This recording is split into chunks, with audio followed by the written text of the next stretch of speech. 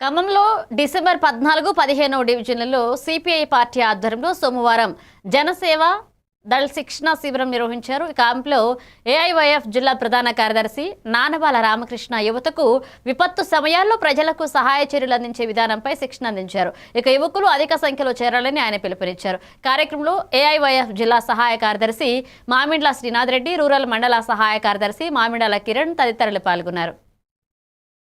చెడు అలవాట్లకి బానిసలు కాకుండా మంచి ప్రవర్తనతో సత్ప్రవర్తన ఉండే విధంగా, ఆరోగ్యంగా ఉండే విధంగా ఎక్సర్సైజ్ లాంటి రెడ్ ఆర్మీని ప్రతి ఒక్కరు కూడా సమాజంలో ఉన్నటువంటి 18 సంవత్సరాల లోపు ఉన్న పిల్లగాళ్ళు కూడా ఈరోజు గంజాయి డ్రగ్స్ అన్నిటికీ అలవాటు పడుతున్నారు.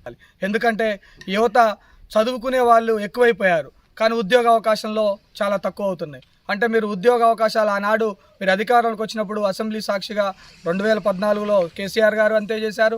ఇప్పుడున్న రేవంత్ రెడ్డి గారు 2 సంవత్సరాలు అవుతుంది. ఏది కూడా మీరు ఇచ్చినటువంటి హామీలను మీరు నెరవేర్చలేకపోతున్నారు అన్నారు.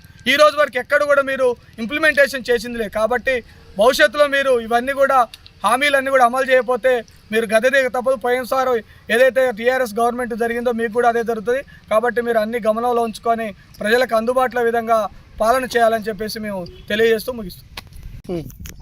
నా పేరు నానబాల రామకృష్ణ, ఏఐవైఎఫ్ ఖమ్మం జిల్లా ప్రధాన కార్యదర్శి, అఖిల భారత యువజన సమాఖ్య, CPI youth party youth wing.